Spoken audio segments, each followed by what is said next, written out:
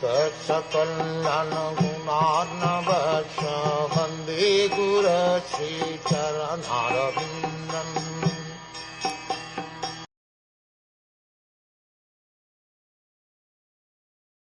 The saintly King Uttanapada, hearing of the glorious deeds of Dhruva Maharaj and personally seeing also how influential and great he was, felt very satisfied, for Dhruva's activities were wonderful to the supreme degree.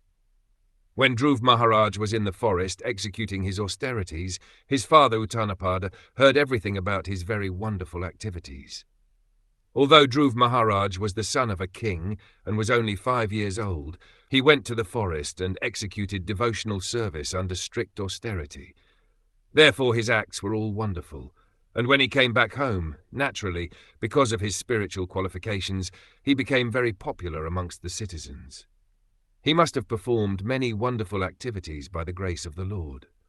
No one is more satisfied than the father of a person who is credited with glorious activities.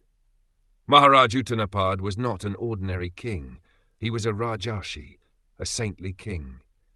Formerly this earth was ruled by one saintly king only.